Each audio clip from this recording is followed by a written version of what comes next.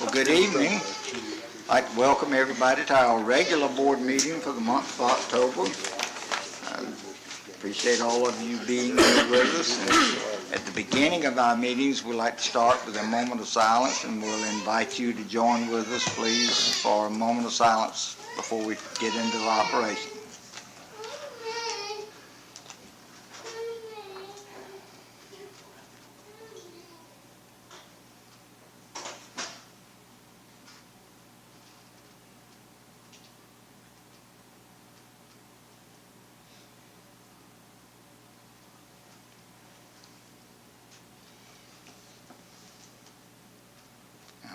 Thank you. And if you will join me for the pledge, I think our students not here, so you'll join us for the Pledge of Allegiance. Hand salute.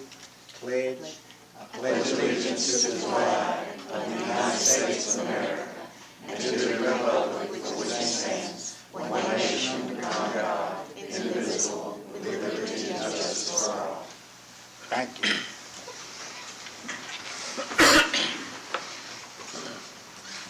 Shannon, aren't you up? Yeah.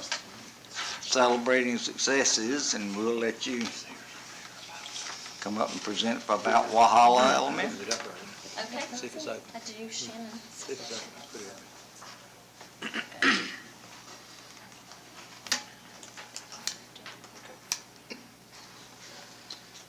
Oh yeah, I'll just let you. Okay, you just tell me. Oh, here it is. Here it is. Here you go. Thank you.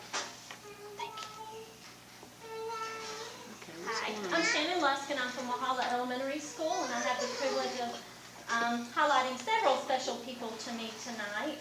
First, I'd like to celebrate our wonderful custodial staff, and so I'd let you want to come on up here. I know they don't like attention brought to them, of course, but I'd like to recognize them tonight. I know every school says that they have the best custodial We're going to get staff. y'all right over here in the middle. That way we'll have you on camera. Just what they want.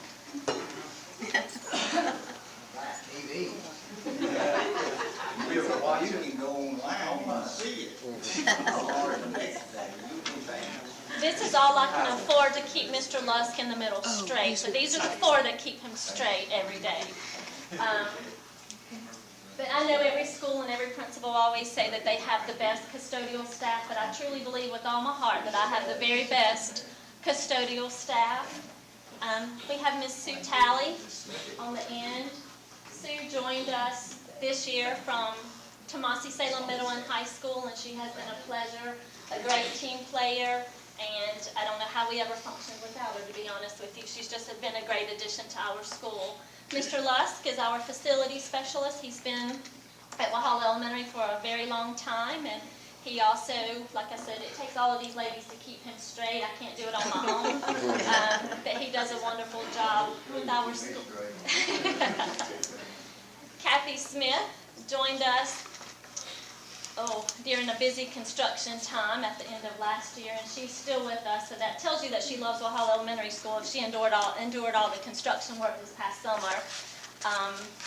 Diane Moss actually joined us in September as a temporary person, and we're hoping to hire her on very soon to be with us. She's doing a fabulous job. And Risa Wald, she's our safety person on the back hallway. If you come through our back hallway, I promise you're not going to get very far. Risa would give her a hard time, but she is our head custodian at our school, does a fabulous job. You can ask any police officer that walks through, and she'll make sure that they have on their yellow badges, right, Miss Risa? But I just want to thank them publicly tonight for all that they do. Not only do they love our students, but they love our faculty and staff, and they love their job. They take great pride in what they do. You can walk anywhere in our building, and it's immaculate all the time, and we could not do that without them. They always work hard, as I said, but also this past summer was an extra difficult challenge as we had a new... I just want to go to the next one. Go one more, please. We had a new HVAC system, a new heating and air put in our building. And these were just a couple of pictures that they had to work through this summer. As you can see, this was, of course, near the Andes. I think we're taking a couple of weeks before the school year started. Not only did they have to work under the constraints of the normal busy school summer, trying to get the floors waxed and everything cleaned and moved, but these were, like I said, just taken a couple weeks before the teachers came back. Miss Risa and Mr. Luss worked extra hard. They worked on their Fridays off and Saturdays to make sure that our building was ready. So I just want them to know tonight how much we appreciate you and how much we love you, and know that you are very loved by everybody at our school. So let's please join me in giving them a round.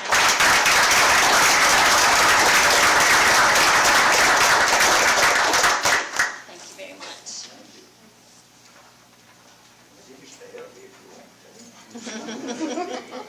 He gets enough attention, trust me, this is good. His head has to fit through the door tomorrow. I would like, I'm actually taking a little longer tonight. I have 2 additional people that I would like to celebrate, if that's okay. If you'll go to the next slide. Okay.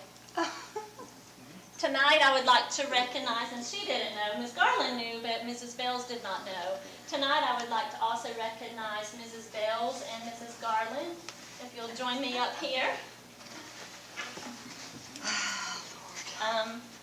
I'd like to recognize Mrs. Bells and Mrs. Garland for their support of a literacy program that we started at our school 3 years ago. This is the 3rd year in a row that we have collaborated and partnered with the Rotary Club of Walhalla. We have a United Script program that Mrs. Bells and Mrs. Garland were very instrumental in beginning at our school. United Scripts, if you're not familiar with those, is a gift card program.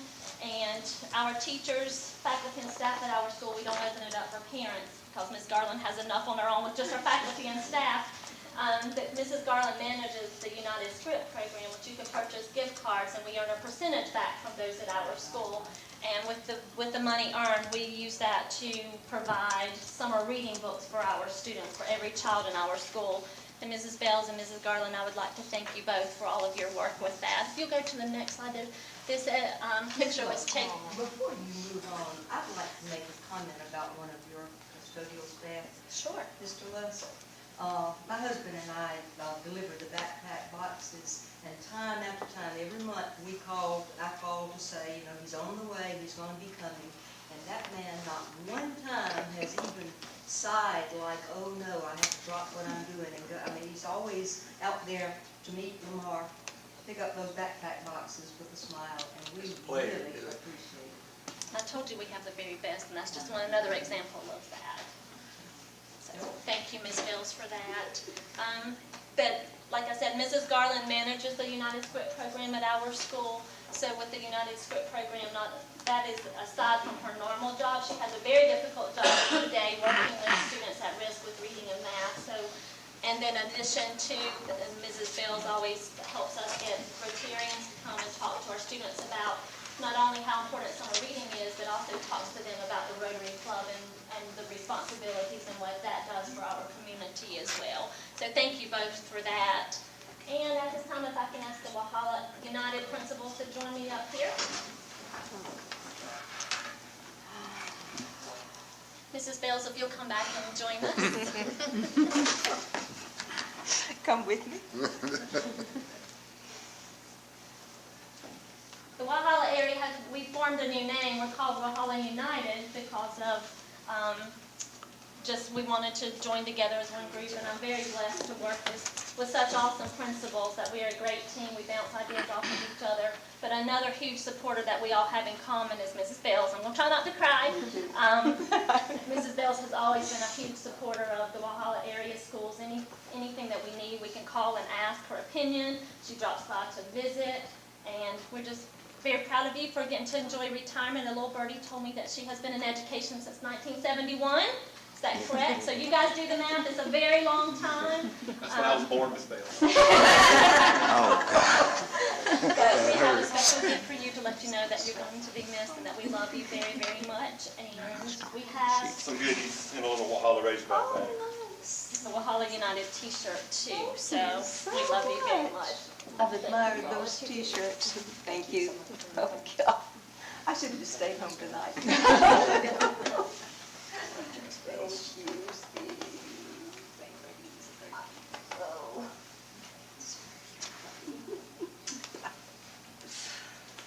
my throat. Thank you very much. Well, Ms. Bales.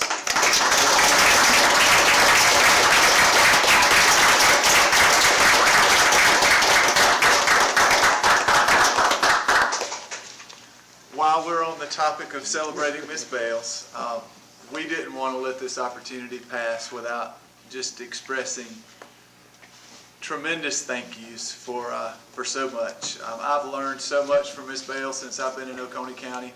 Shortly after moving here, I joined the Walhalla Rotary Club, so I get to know Ms. Bales not only as a board member, but also as a fellow Rotarian. And if there are two people that are more giving than Lamar and Rosemary Bales, then I don't know where to find them, because they are just truly public servants who would give you the shirt off their back.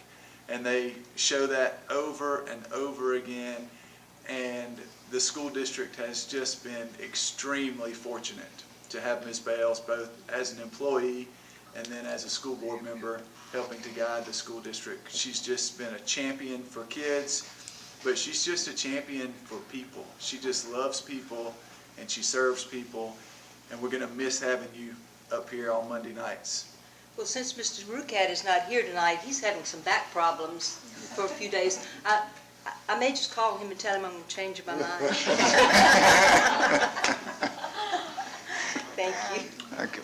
Well, we're going, Rosemary, we could all just say ditto, I think, because it's just not enough that we can say, and how much we appreciate everything you've done for us and continue to do. And I'm glad to see the principals and from Walhalla area come up in support, because nobody did more work as far as the new high school and caring and visiting schools. And I can speak for all of us. I know I don't go out into some of the schools nearly as much as you do in the Walhalla area and be so active there. And, we don't need all that help in Seneca, I think, 'cause they just got it all together down there. But we do thank you. It's just amazing. But we're going to take a short break from the meeting and let everybody join us for a piece of cake from Ms. Bales, and we have a gift over here for you. You mean this is we're getting rid of her party?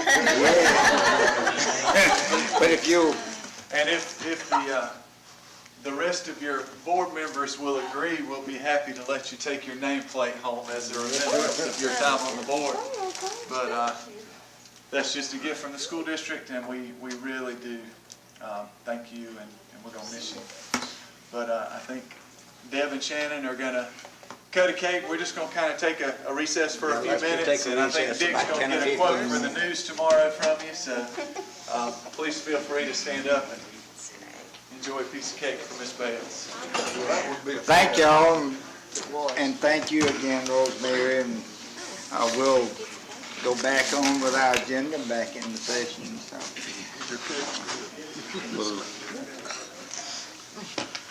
Next on the agenda is approval for tonight's agenda.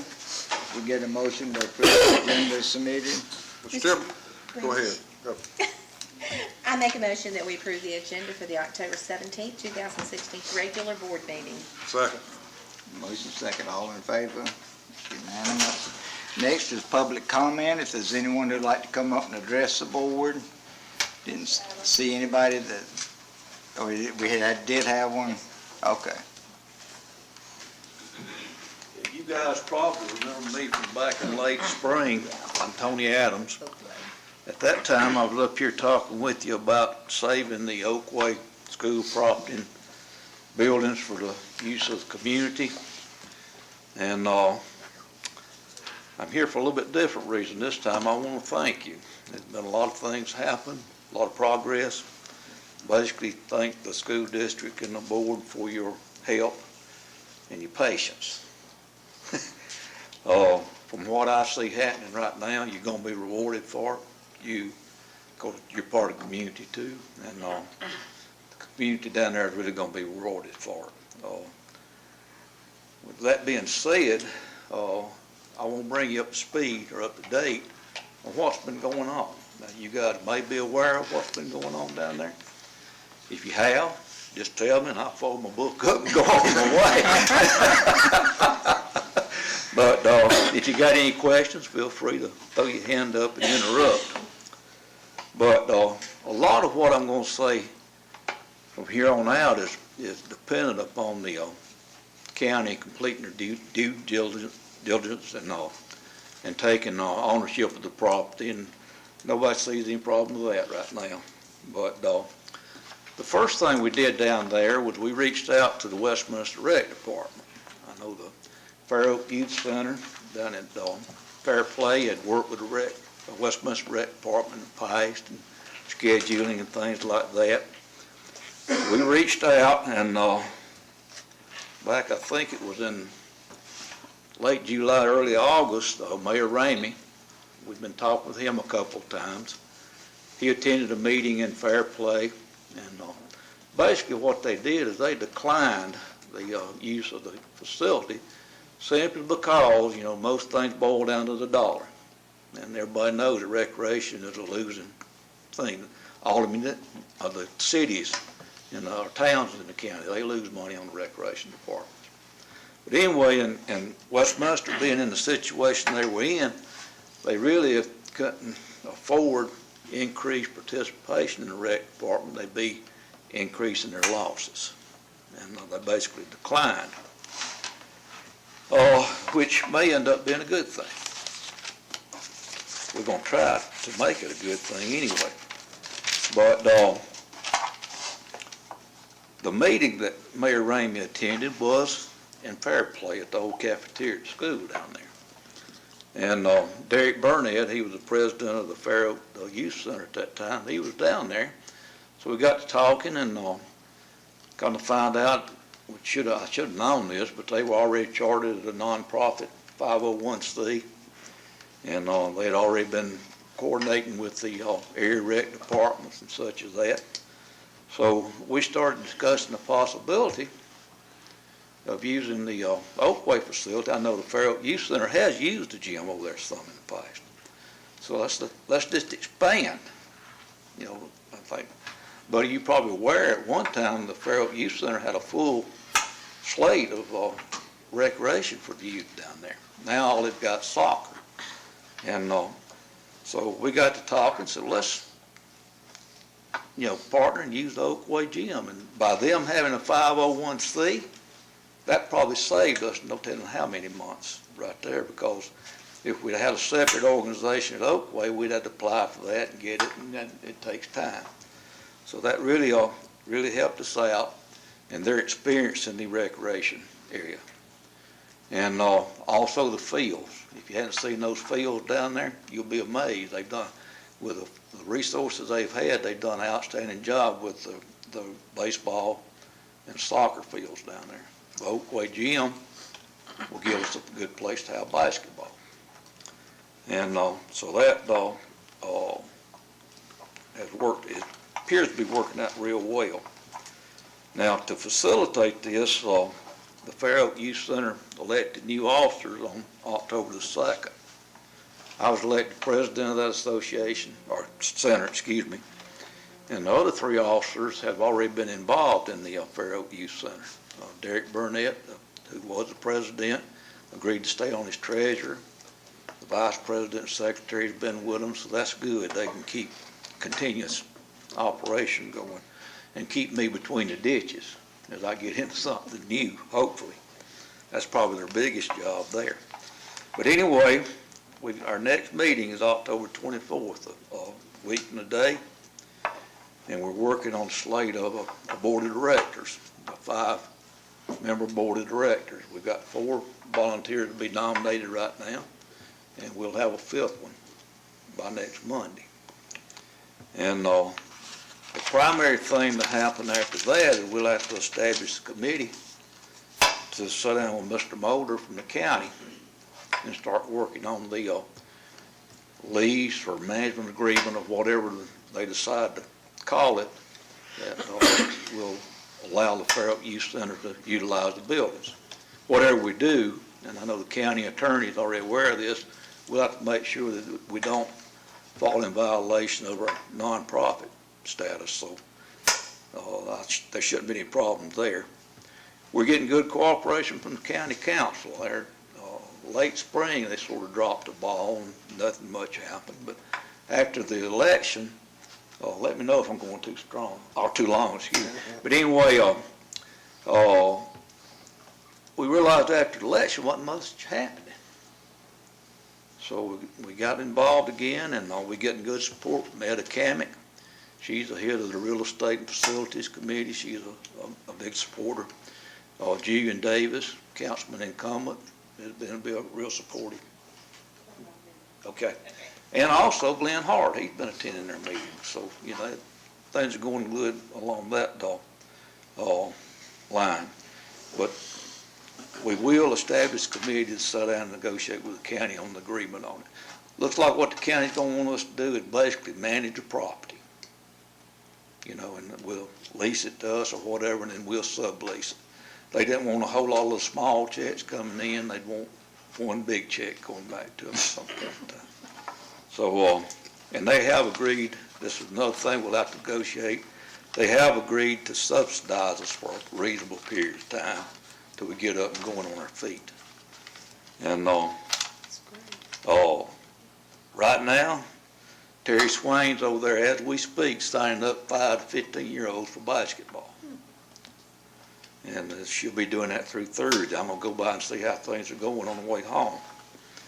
Terry and I met with the sheriff last Thursday. I'd always heard he was interested, never talked to him. I talked to him at the last county council meeting. He said yes, he certainly is. So he met with me and Terry over there last Thursday.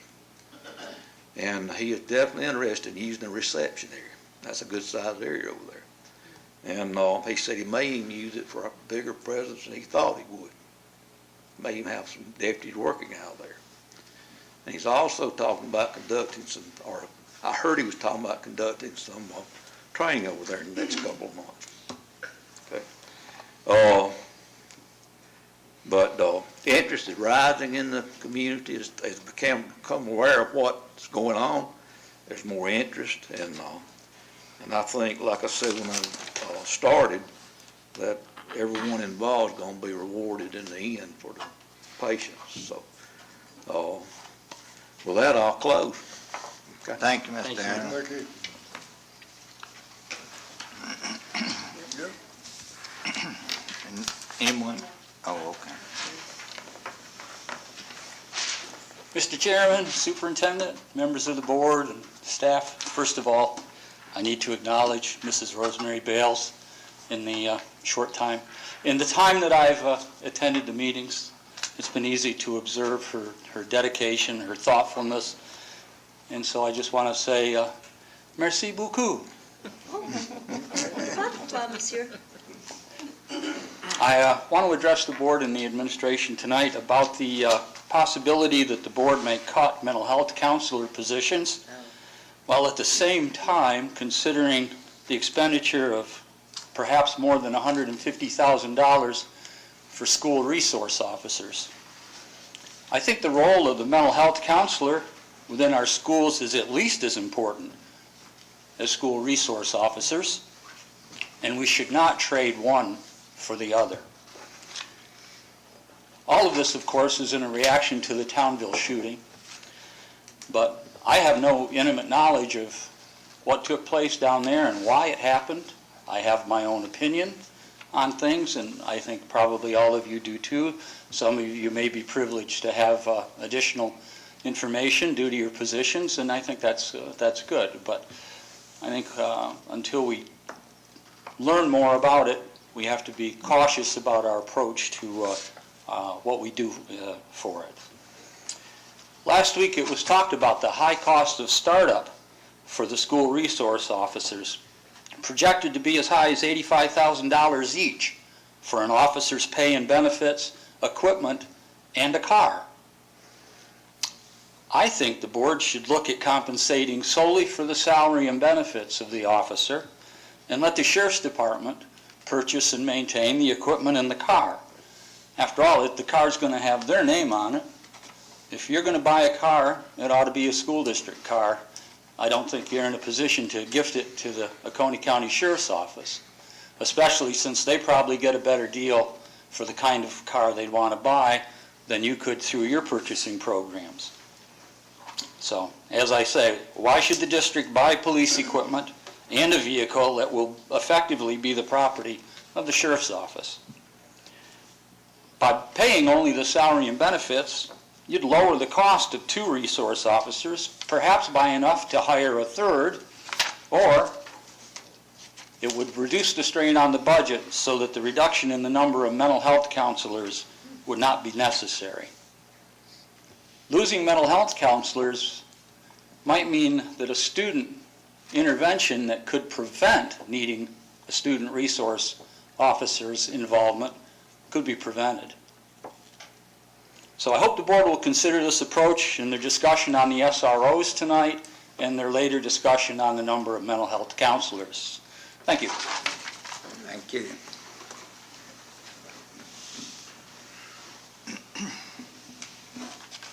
Anyone else signed up? No one else? Okay, thank you. With that, we'll move on to approval of the minutes, exhibit number 1. If we can get a motion to approve September 12 and September 19 board meeting minutes. Mr. Chairman, I move that we approve the minutes from the September 12th and the September 19th, the regular board meeting, and then the September 19th work session meeting. Second. A motion and a second. All in favor? Unanimous.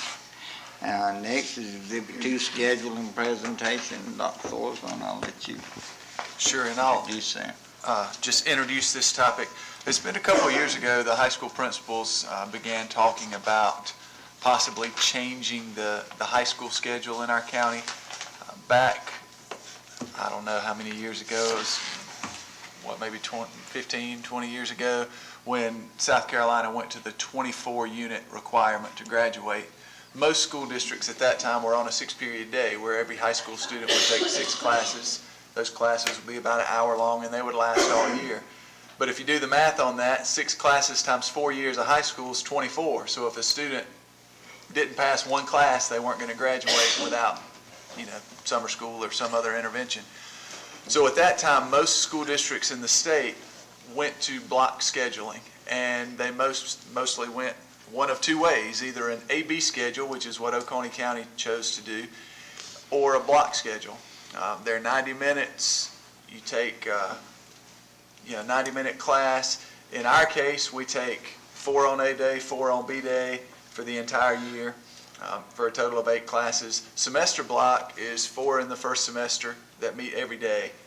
Finish those classes, then start 4 more second semester. So it's a daily schedule.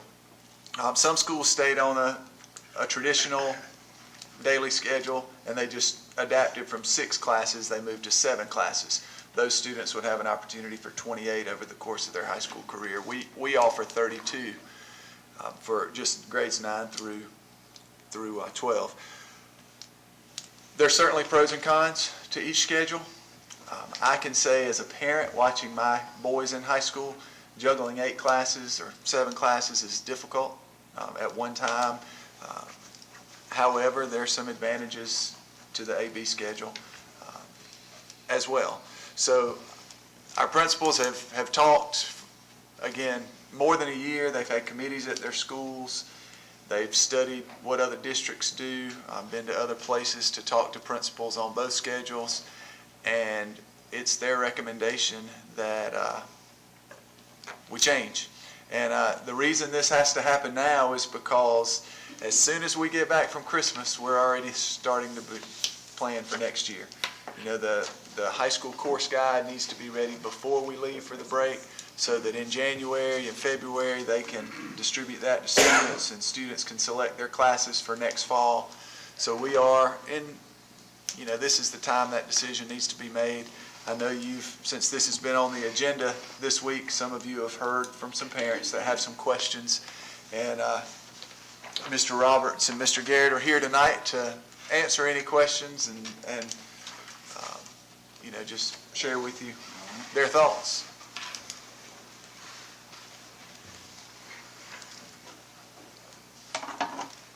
Good evening. As I always like to do, I just want to thank you for the opportunity to serve as principal of Seneca High School. Dr. Thorsland covered a lot of the material in his introduction. We're always searching for ways to improve what we're doing in the schools. It's your charge to us to be a top 10 district in the state, and we're always looking for ways to continue to improve and get there. And I think through talking about this for probably as principals for more than 2 years, and with our teachers and parents for the past year on committees, I think the thing that we continued to come back to was in the best interest of students. And everything that we've come across with this scheduling situation, it really does get back to the best interest of students. Now, as Dr. Thorsland mentioned, there are some things to consider when making a change, as there's always going to be. And a couple of the high-flying areas that come up immediately are the arts programs and then the AP programs. And those were things that when we put our task force together, we were very purposeful in looking at schools with this type of schedule that was very successful in those areas, whether it be the arts or also the advanced placement classes. If you look across the state, the majority of the state, by a large majority, is on a daily schedule, and that being 4x4 block, an 8-period day, which basically is a 4x4 split in half each block, or a 7-period day. It's a much smaller percentage that still operates on a 4x4 on a AB block schedule. The things we were able to find was that I had one of my arts teachers that had some concerns initially. I said, well, let's look at what other folks are doing and let's get some data. And they actually pulled schools from around the state, and they did a spreadsheet. Which schedule are you on? Looked at AP courses, and the schools that they pulled, roughly about 30 schools across the state, the daily schedule was an average of about 10% higher scores than an AB schedule. I've had parents ask me things like, well, what about the extra night that they had to do homework? And that's a very valid concern, but the reply to that is where they have 7 or 8 classes to do every other night, now they only have 3 to 4 to do each night. So it balances. And I just really think that if we're going to look for improvement, we also have to be willing to consider the change. And we've got to be willing to get different results by doing things a little bit differently. We've had a lot of success looking at how folks are very creative with their arts offerings, to where even though you're on a daily schedule as your core schedule, you can still meet year-round with arts courses. That's not a problem at all. And there's also a lot of things you can do to back AP courses together, to where you can not only increase the number of students in those courses, but your pass percentage, as well as the number of offerings. You can spread those out through 9th through 12th grade, and it kind of helps do away with that log jam we normally see in the 11th grade. I have students now that take 6 AP courses at a time. On this schedule, they will never have more than 3. That's just something we have built in. And that's very beneficial to a student that can focus on 3 core subjects at one time rather than 7 to 8.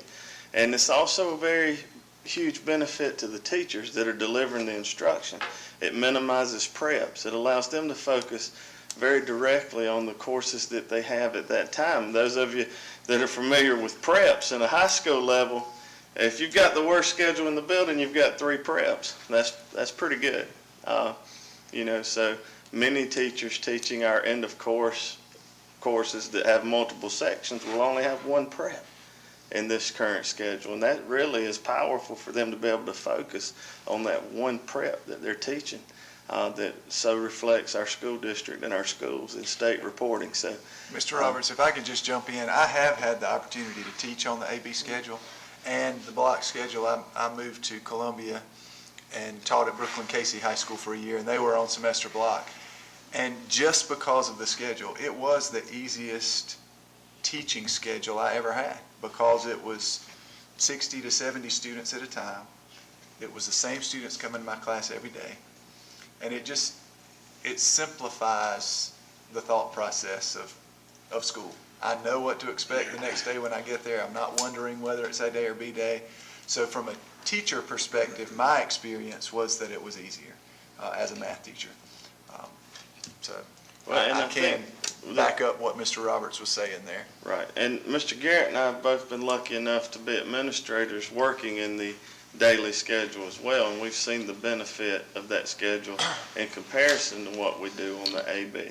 And yes, there are pros and cons, but from what we've gathered and looking at the things we're trying to do here in Oconee County, I feel like the pros heavily outweigh the cons in going to a daily model. The key to this entire thing is flexibility. And you have more flexibility to meet more of the individual needs of students on a daily schedule than you do on an AB. And that goes back to things we're trying to do with the Career Center, School to Work, internships, and a lot of the vision that we have for the future with the new Career Center coming down the road as well. So we've been very thorough with looking over this, and I know Mr. Garrett may have some things to share, but we're anxious to answer any questions you may have. Cliff, one question. Yes, sir. Generally speaking, the research that you did, you've looked at in depth the AB as opposed to the block schedule, and this, I know at one time you were saying we did the 6 period and the 7 period and so forth, and that was changed. But the general research, do you have specifics on that? Can you react to that? One of the specifics that I can talk to, because one of the concerns folks have was AP courses, and we offer as many as 19 or 20 in a given year at Seneca High.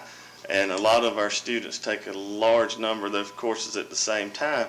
And this is, you know, just a raw group of data that teachers themselves gathered, not me, that showed about a 10% difference on a daily schedule to the good from an AB schedule. And that's just with AP course offerings. So what research will show you if you look and read is a lot of those top kids are schedule proof. They're going to be successful no matter what schedule you put them on. But it is very clear that a daily schedule for a CP and grade level kid is far beneficial. And my teachers prefer it. My core teachers want to see their kids every day. And the every other day just provides certain challenges that you do not have if you're on a daily model. So when we say 4x4, it's that would probably be the base of everything, but you would also still have numerous AB offerings and things like that with electives embedded, much like we do now we're on AB, but we also have hybrid courses that meet every day. It's just you're not able to have as much flexibility with that if your Career Center's on every other day and you're trying to be daily. That's why it would require the change across the board in order for the entire district to benefit from that. Cliff, most of everybody else can chime in, but I think the comments that we've heard and the parents that have called and phone calls and emails, et cetera, have been about the AP and the arts and a little bit about the Career Center is concerned, and there's just a lot of questions. And I think y'all are doing a good thing with trying to get this word out, because I kept hearing, well, this is the first we've heard of it, and a number of them say I hadn't heard of it. And I got an email from one that says they were on a school improvement council and had heard it mentioned, but now they're being told it's a done deal and hadn't been back by. So I just want to be sure we're getting that word out and giving opportunities to have parents come in and hear it. And can I speak to a little bit of the timeline? Sure. Things. One thing, as a former AP teacher that taught on the semester block schedule, your achievement is based on your instructional program. Schedules don't determine student achievement. That's just plain hard truth there. The everyday schedule is not a magic bullet for student achievement.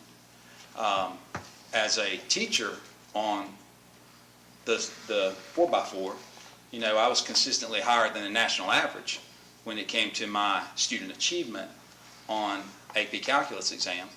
The way I taught it was I taught AB first semester and I taught BC second semester. And so those kids were able to get 2 AP credits, as well as they would take the BC exam and get 2 scores. They would get a BC score and they would get an AB sub-score that they could apply toward college credit if they want. So you're going to be, a successful teacher is going to be successful. That's just how that works. As far as the timeline, one thing that I've shared with some folks, planning something like this takes a lot of time. Planning takes a lot of investment in time. And we shared that we were exploring it. And that exploration took some time, but it's not going to take nearly the amount of time as creating it. And before we spend those hours and hours of creation, we wanted commitment. We didn't, when we talked to the parents on our timeline, we started 2 years ago talking, but in the spring of 2015, teachers and administration began to discuss a schedule that would help low achieving students. We decided then to go to an everyday schedule for those low achieving students. So we've got a 9th grade group that meets every day. They meet every day in math and every day in English. And by the end of their 9th grade year, they can get 2 English credits and 2 math credits. So they're already on basically an everyday schedule. But we started talking about it, and we created a committee in the fall of 2015. And on that committee, we had parent representation. And they began to explore the schedule and look for problems and challenges. So if you think of fall of 2015 was more than a year ago that we created that committee. So as far as I understand that there may be some folks who haven't heard about it, but that would be because as we were exploring it, we certainly weren't wanting to just announce, hey, we're changing schedules. We wanted to have some exploration, we wanted to have some data, and we wanted to have some facts before. May I ask and that's where we are right now. Yes, go ahead, I'm sorry. When you say we explored it, are you talking about we Walhalla High or we, the high schools across the district? We at Walhalla High School created the committee at our school okay. that had teachers, administration, parents, and we started asking for student input. Students were always invited to our committees. The students are scared of some change, but some students they like it when we start explaining it to them. And SIC the other day, when we broached the subject with the actual what it could look like, what they asked, and I agreed, is I'm giving them a sample schedule. So I'm taking, right now what I'm working on is the current schedule we have, making it an everyday schedule. I don't like using the 4x4 block descriptor because personally I don't think any of us are asking for that. We're asking for options. The every other day schedule traps you because especially if a student's leaving your building every other day and you're wanting to do something creative with their schedule to help them with academics, you've got to try to account for that, and that's much harder than if you have a consistent Monday, Tuesday, Wednesday, Thursday, Friday schedule. So when I talked about it with the SIC, their response was, well, after I started explaining it, they started understanding what were some of the benefits of it. And that's what I think some of the comments I was getting is they just don't understand it. They hadn't heard it.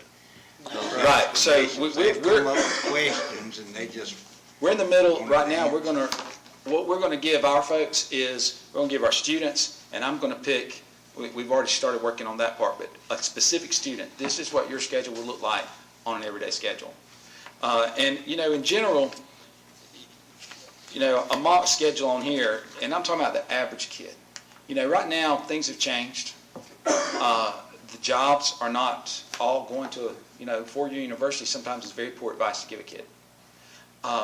We're interested in options for these young people that they can have an opportunity for internship, like he mentioned. Wouldn't it be great that by their senior year that we have the option of that they are either in the workplace with a dual credit environment in the workplace, not just in the classroom. It's hard to do that with employers if we say, hey, their schedule this week can be Monday, Wednesday, Friday, but next week it's going to be Tuesday, Thursday. It's hard to create those opportunities. The average student, for example, this would be a very legitimate schedule of an average student if they were on the 4x4 block. Semester 1, they could have English 3, U.S. History, an elective, and maybe ROTC. That student is able to take 2 core subjects. They're going to stay on track, and they can concentrate on that. They have that consistency every day with the same teacher. Like right now, we're getting ready to give PSAT. If we give PSAT on an everyday schedule, okay, we got 4 instructional days that we can make up because we pulled them out of class for one day.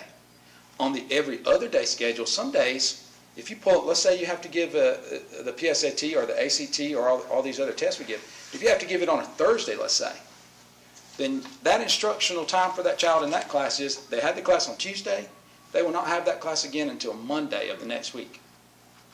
All because we had to pull them out for state testing.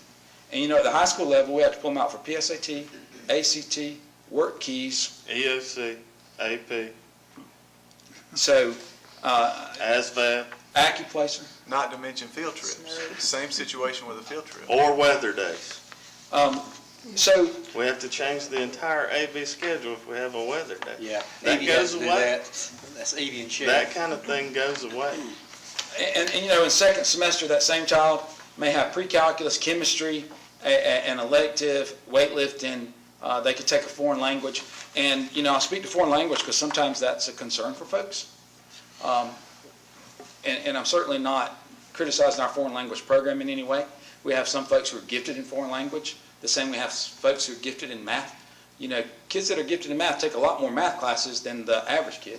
Well, so do children in foreign language.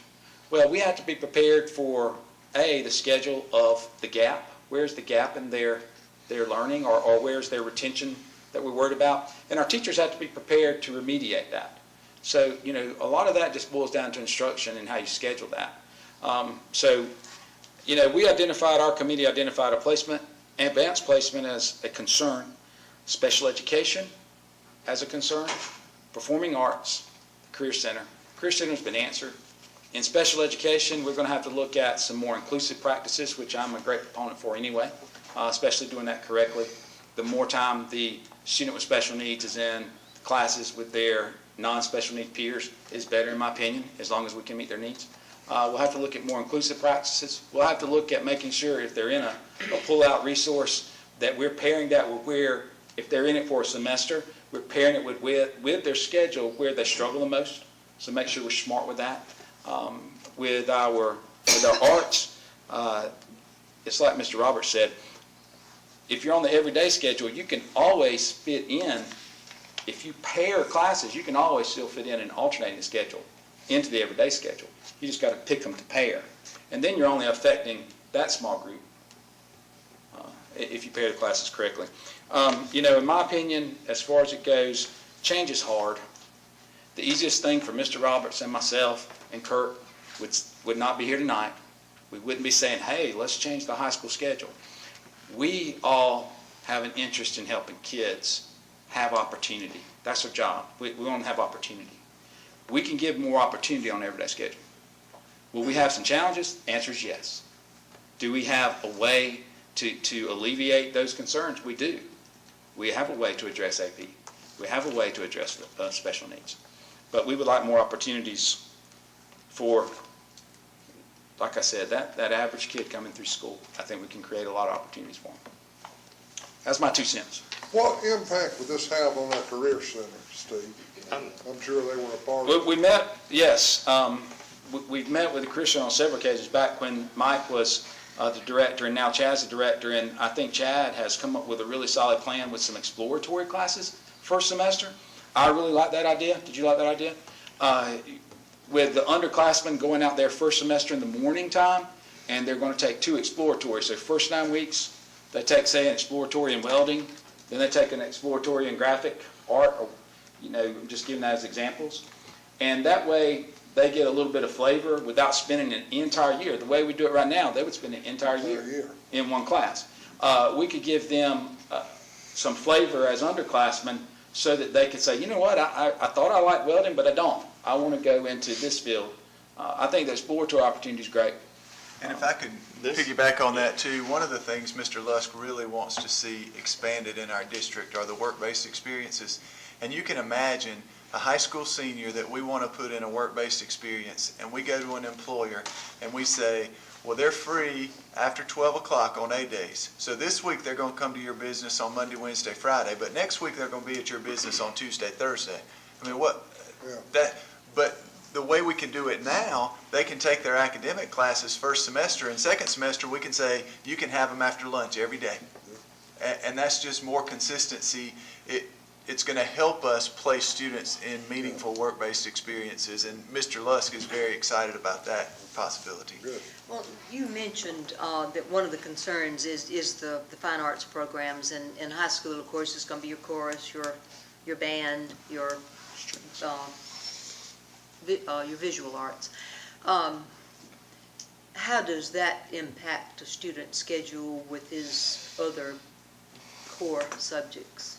It would be dependent, and we both knocked around a lot of ideas and have Mr. Roberts share some of his ideas as well, but with that group of kids, and you're talking about a cluster, you would really individualize, it would really just be a period of their day.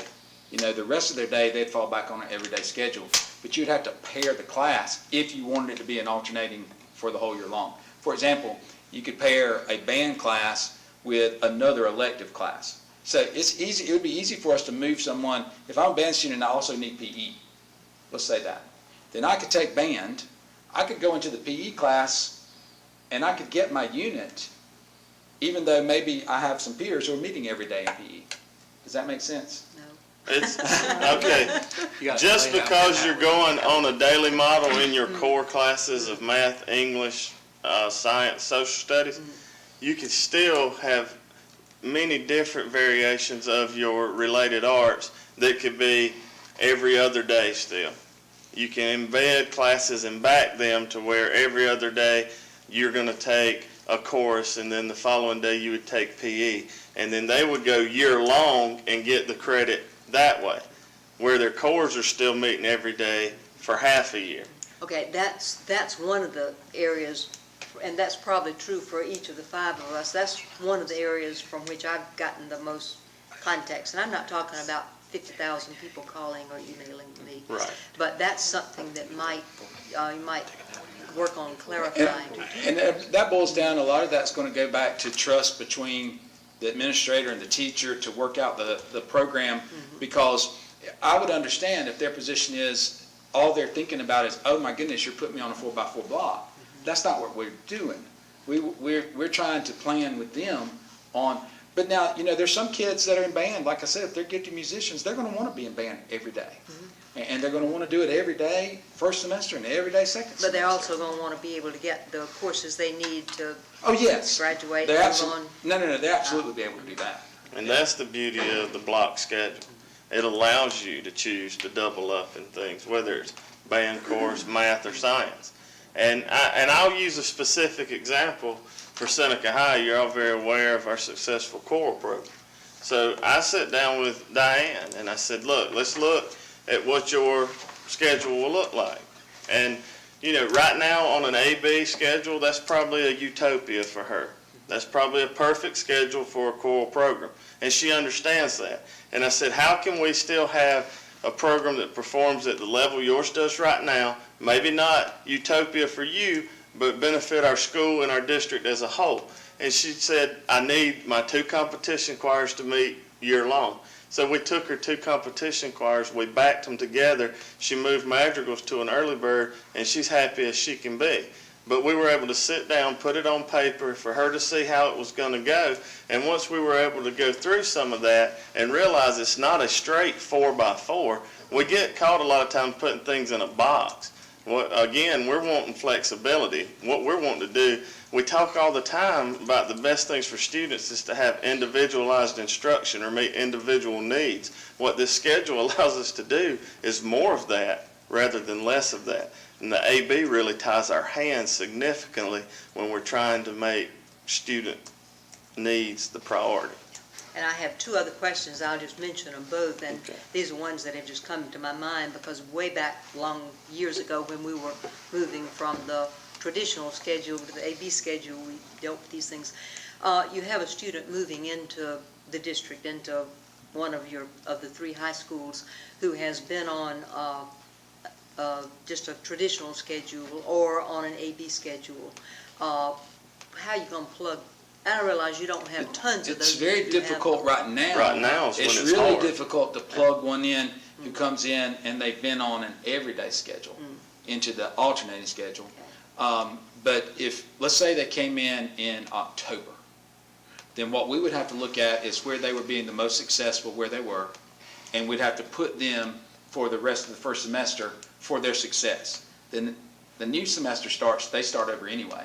They start over, and so then they create their own schedule fresh with us. So he's not going to end up behind by the time he gets to, say, junior year or whatever? Well, no, not by the junior year, because we can balance that out. Now, to be perfectly honest with you, a kid who transfers sometimes, even in the schedule we are now, we have to work really hard to, but I'm going to tell you, and I think this is true of all the administrators that I work with, we err on the side of the kid.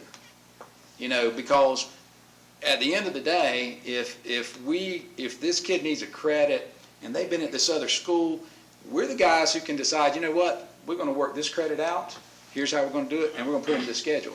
So we have that authority and that control. I'm glad to hear you say what you did. And I mean, I knew addressing that too, just looking at the percentages, right now it's so difficult, and Evie could speak to this too with her interaction with Oconee Academy, and we've worked together on numerous students who come in on on daily schedules, and we try to fit them into an every other day, and it's very difficult.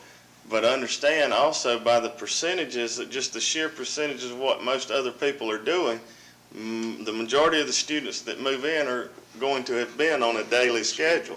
So it's going to be much easier for us to meet that need on this new schedule than our current situation. That was actually one of our pros for making the switch. I have just one more question. Yes, ma'am. And hopefully we don't have students who are going to fail a course such as English or whatever, but it's going to happen.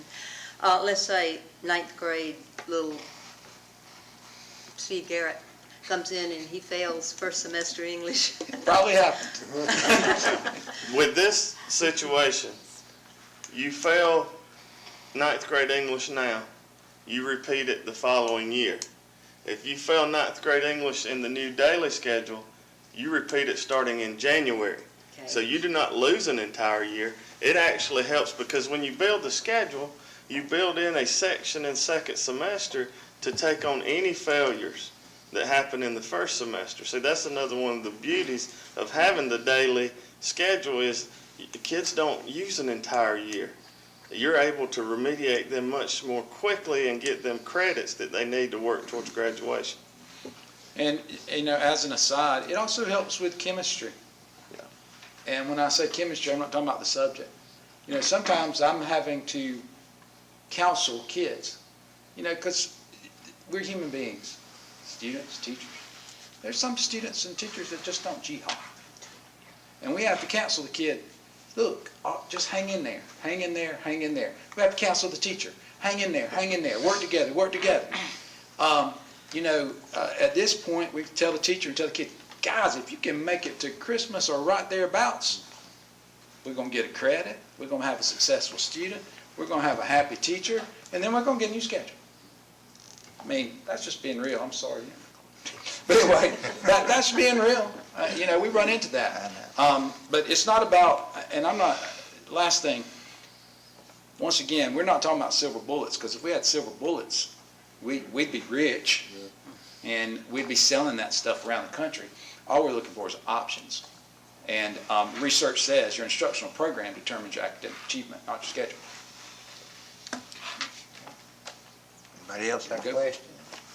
And if I could just kind of wrap this up, obviously I think you've spoken to the need for communication, and I think all three of the high school principals as well as Mr. Lusk will take that seriously and start getting that out. I spoke with Mr. Inabinant. There's not really a board policy that deals with scheduling in our schools at any level.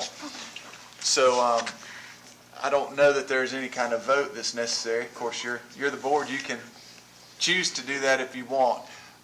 They've convinced me that they're doing this for the right reasons and that they can answer most of the, if not all of the questions that arise. So I would like to just task them with doing a good job communicating and answering those questions. And certainly, I think that's the key right now, is that Right. communication. And that's what I found. Folks that have questions, it mostly comes from not knowing. And once we've been able to talk with them, and you know, it's anytime we put something in place, we've been talking about it for 2 years at every meeting, at parent coffees, on the radio, anytime we've been in front of parents.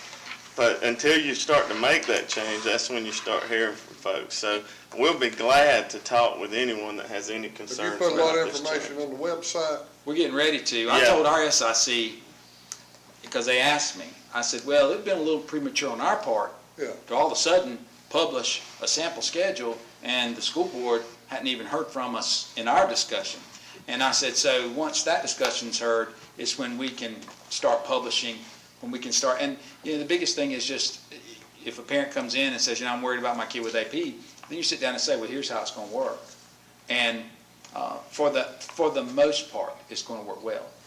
But that's just like the schedule we're in now. I just want to say, as a parent with a senior who's taken 5 APs, yeah, I'd much rather her have a schedule that we could work with.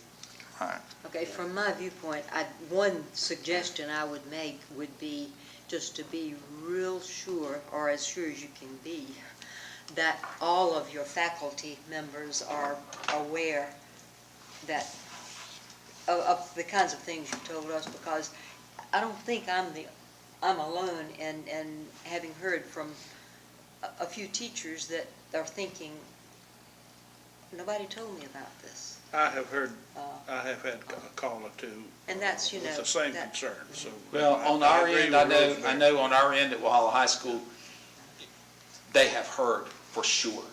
They heard more than a year ago that this was a consideration, and doesn't mean they're happy.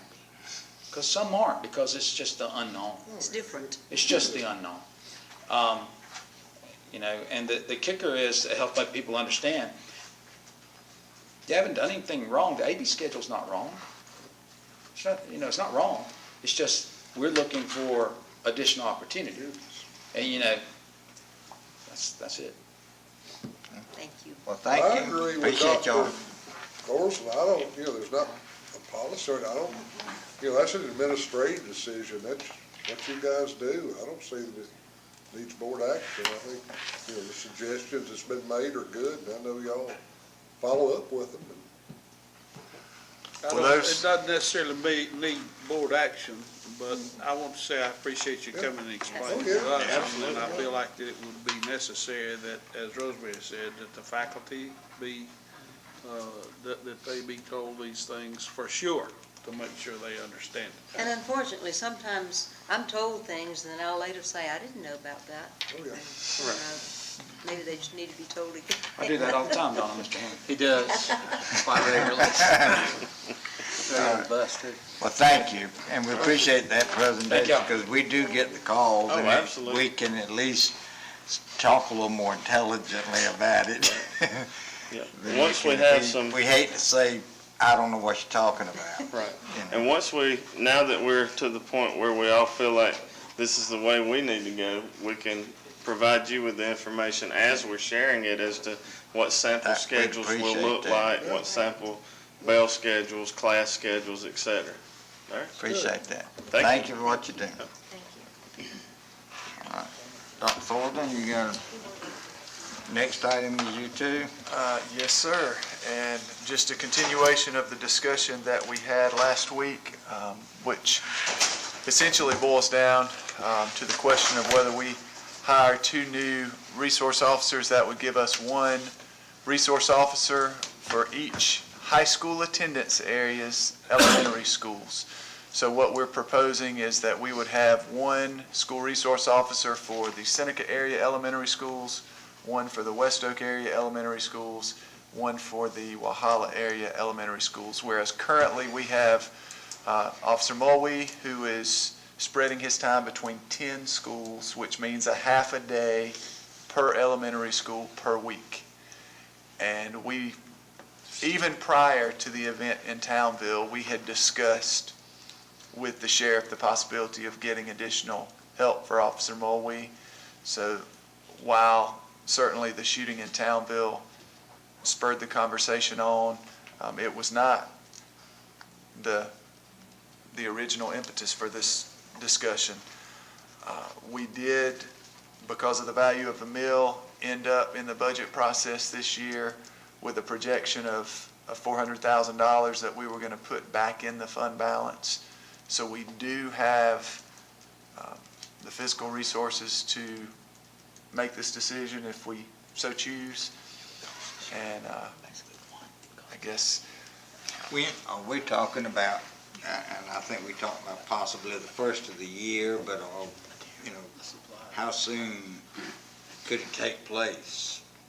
We met with Sheriff Crenshaw and Captain Davis, and he felt like at the latest he could have things in place the 1st of January. Could be mid-December. They'd post it. There's some specialized training involved that they have to participate in. Now, he does have some folks who have already had that training who may or may not be interested in applying. They go through the process just like anybody else, but we would be a part of that interview. You could be asked for. Ms. Hughes would be on it. He offered any of the other ones on, but we typically would have representation from the areas, the principals on that, and Ms. Hughes and Sheriff Crenshaw. He offered Dr. Thorson and myself if we wanted to be a part of it. I typically have not been because Ms. Hughes represents the district, but Mark Lyles, who's our liaison basically with the Sheriff's Department. So, and I've actually been, apologize, but I've been texting with Sheriff Crenshaw as this is going on and after Kevin spoke and that to talk with him a little bit about the equipment back and forth via text. And the dilemma comes up with what Kevin recommends is that he would have to get county council to approve that money in his budget to make that happen. And he's not opposed to asking, and he said he could go tomorrow night and talk with them, but is that gonna happen, and is that gonna be a deal breaker if it doesn't happen, I guess is the discussion, because he we can get the car and that for the same price on state contract, those kind of things. He can purchase the car, we help him with that. We don't really want to own any more cars. Reimbursement anyway. Yeah, we don't really want to own any more cars. We don't want to have to deal with it, so we'd rather them own the car, honestly. And one thing I guess I would just mention, it really is the same effect on the taxpayer. There's a little bit of a difference because of school operations not being on owner-occupied homes, but for the most part, we're talking about the same effect to the people, because whether it's a county mill or a school district mill, it's still a mill. Yeah, I mean, so the same people, by and large, are going to be paying for these positions no matter which budget it comes from. Well, Steve, since Steve just mentioned it, and I certainly support this, I think it's a step in the right direction. But we don't need to let this issue of one resource officer in each elementary school die. We need to, I think, work with county council starting today on getting funding for the additional 7 beginning next budget year. And I understand it's a school issue, but it's also a public safety issue, which falls under county council. And I think we need to work closely. And we've got some parents who are actively pursuing this. Andrea Toussaint was here at our meeting last week, and she's been going to the county council meetings, and I believe they've got about 450 parent signatures at this point. They're doing a petition, and she's been very upfront about it. She's just passionate about it. She wants our students to be as safe as possible, but she understands the budget implications as well. We just didn't feel like we could go automatically to 10 because we would be putting ourselves in a budget Yeah, deficit situation. And Well, it'd we've be just hard come out of to a do few on this years of short those. notice to come up with 10. It but, would.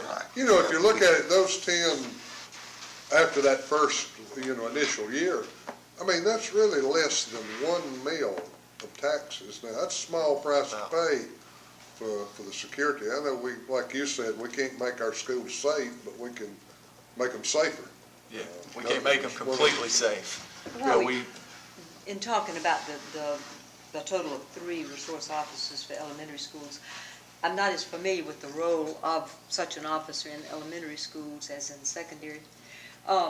Would part of the role of a resource officer, for say the Walhalla area, the Westminster area, whatever, be to help train teachers in ways to be more vigilant and on guard and assessments of the buildings? I think know that's that where these we people let do Ms. some of Hughes get this. involved in the conversation. The role of the school resource officer at elementary school would be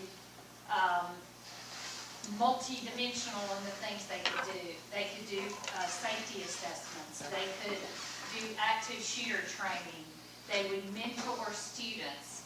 They could do home visits for truancy, home visits for welfare checks. Just all different types of things could be their role. So whatever the school needed, that resource officer could fill that role. In other words, it wouldn't just be being there to watch in As a case security somebody guard, no, ma'am. bombards the place. No, ma'am. and one of They the, would be an educator as well. one of the original reasons for putting SROs in school back when that just, started happening at the high schools 20, 25 years ago, was just the fact that they would build positive relationships with students, and students wouldn't see the police officers as people to be afraid of. And the best time to establish that positive relationship is at the elementary level. Probably the mentoring and building relationship is a very important, as important as the security. Well, they would tell you that that's what they appreciate the most from Officer Mulvey. I mean, I know you would hear that over and over. His mentoring. Yeah, I told you the story of Andrea's son, that he came home and talked about how awesome Officer Mulvey was. And that's just that positive interaction between students and police officers, law enforcement officers, is something that is a good thing. The most schools that one officer would have would be 4. 4 in the Walhalla area, Uh-huh. 3 in the other 2 areas. Might fully support the hiring of the 2 resource officers for the elementary school. But at the same time, I think we need to be real careful about making the decision to reduce the number of mental health counselors. I think the two are we very really related. need to look at that carefully. And we can certainly talk Maybe about the cart and the horse. Do you want action on this tonight, so you can? We can.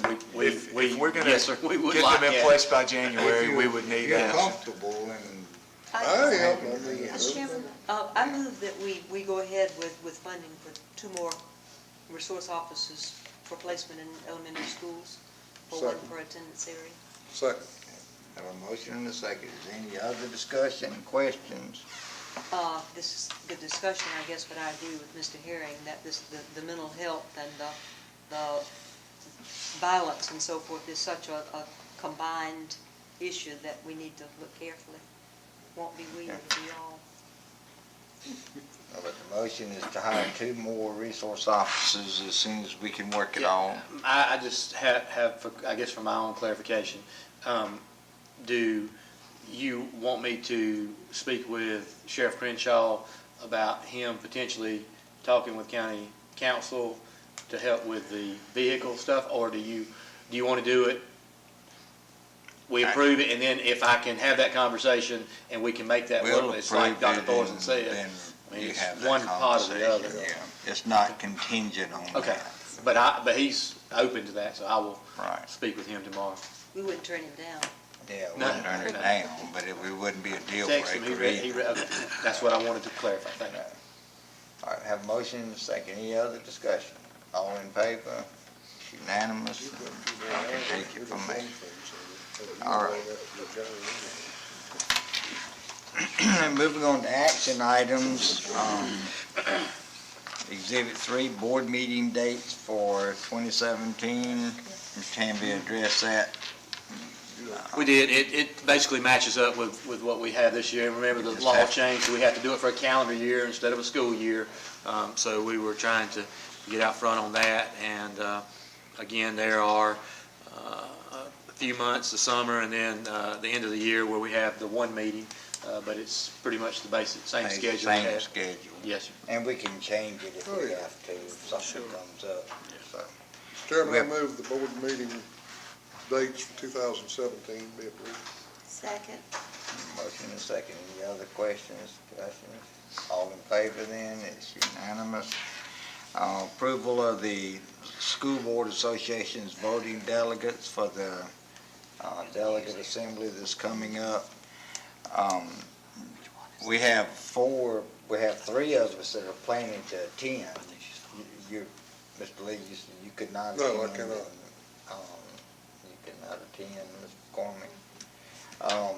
So somebody's gotta be an alternate. And obviously if Mr. Rucat's running unopposed, we assume he's gonna be on the board. This meeting's in December. Ms. Bales might do a write-in campaign, she said, you just never know. No, We'll he'll be a go good back and one. amend our action. I wouldn't run against him, he'll be a good one.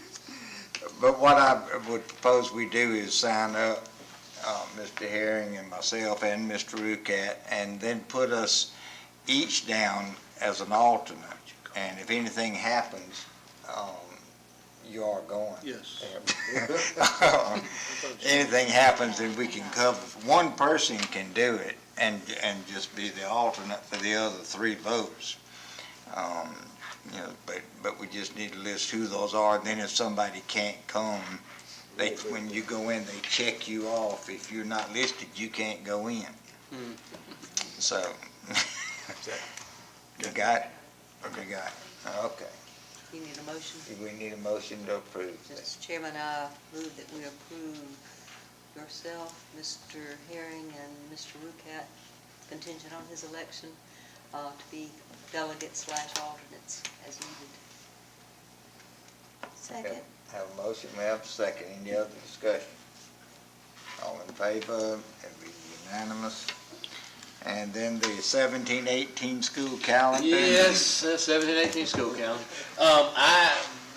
Because I heard the conversation, and I knew that would be the conversation we would have with the calendar that you had with the high school principals about feedback, I am asking that you give us until November, the November meeting, to do a final vote on this. The schools have, some of the SICs were not fully in place so that they couldn't get a vote, and so we are going to just ask that we move that action to November, if that is okay with the board. I don't feel good about making a recommendation with the votes I have right now. Okay. We have, one thing I would say is we have a consistent start time, we have a consistent Christmas, spring break, and we know 3 days of Thanksgiving and Christmas break and those. So if people need to make arrangements, they can do that. Graduation's already And we set. have graduation date already set. So we're just missing on some of I don't see the any problem with in-service that. days and that. I just wanted to get more feedback Okay. from the school. We'll postpone that till November. In the first reading approval, we discussed Exhibit 6 through 11. And what I'd like you to do, if you don't mind, just briefly going through and say, the only changes are this. And just for the record also, or if there's anyone here who hadn't heard that, but we don't need to go through all of that detail. And then we'll vote on 6 through 11 as a group, and then do the same thing in 12 through 21. Is there one of those? I don't think there's anything there that's outstanding. No, I think we could do 12 through 21 as a group as well, if that's all right with everybody. Okay? So let's look at the first reading. Okay. ADA just gets the policy updated with the changes you made in last year's strategic plan as far as the vision, mission, that type of thing. Pretty straightforward. Okay. Okay, GCB is changing the April 15th deadline date for contracts to May 1st and return by May 11th. GCC, staff leaves and absences, is changing, really explaining what an eligible employee is when they receive their balance of leave days that they must be earned in the school district of Oconee County. GCQF is just changing the date for revisions with the Employment and Dismissal Act for teachers. And then GDBC is making sure that we're in line with the Department of Regulations regarding Federal Labor Standards Act for overtime and what does an exempt employee look like.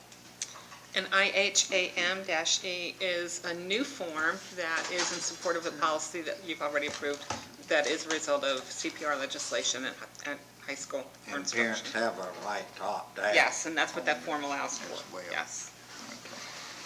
All right, those are first reading. If we can get a motion to approve Exhibit 6 through 11.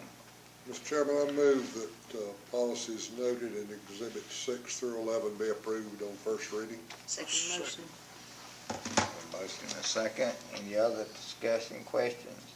Hearing none, then all in favor? It's unanimous, and let's do the same thing on final reading. We've had discussion of it, we've had first reading of them. But again, just a record of, if anybody wants to go look it up, they can know the numbers. It's been a month since we've seen these. I believe BEC was allowing for a member of the public to make a recommendation. That was on the agenda.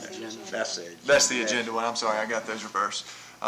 Okay, no item in executive session can be voted on unless it's, specific, which that's not different from our practice now. It really just We just didn't have a puts policy. into policy what our practice currently is. So that's really not a change. And then the agenda is, just says, or the public. So a member of the public could request of you or myself to be added to the agenda, and then we would make that decision in conjunction. And the social studies education is adding some topics that are now required by law. So it really is not a choice. We need to have those in there. Health education, same way. It added a couple of topics, including the CPR education bit. Special education programs for disabled students, I think was just really references to updated policies because of federal changes to IDEA. Do things ever get taken off the curriculum requirements? I wish. Yeah. No. Comparability of services is again another just legislated policy. Already No change do in that, and we do that anyway. And the state program assessments took all of that No Child Left Behind language out, if you recall, so it was a major change, but again, legislated. Then school choice, the biggest change was we took about a page out of that because we dropped the Title I school improvement info because that's no longer applicable. The other was legal references on that part. The parents' rights and responsibilities focus mainly on the educational rights of a disabled student after the age of 18, and they still had the parents' rights to make those decisions for their education. And the open community use, this is one of my favorites, this is one where it says you don't have to build them for community use, we just, if they're built, we allow community use if at all possible. And again, They still have to follow all of our rules and Right. regulations and no Correct. alcohol. And Correct. Back of that kind of And stuff. that's it. All right, likewise, as we did with the others, first reading, we get a final reading approval on exhibits presented in 12 through 21. If we get a motion and a second for approval. I make a motion, we approve on final reading the policies in exhibits 12 through 21. Second. I have a motion, second. Is there any discussion, any particular one anybody want to address? Hearing none, then all in favor? That's unanimous, and 12 to 21. And let's see what the second page.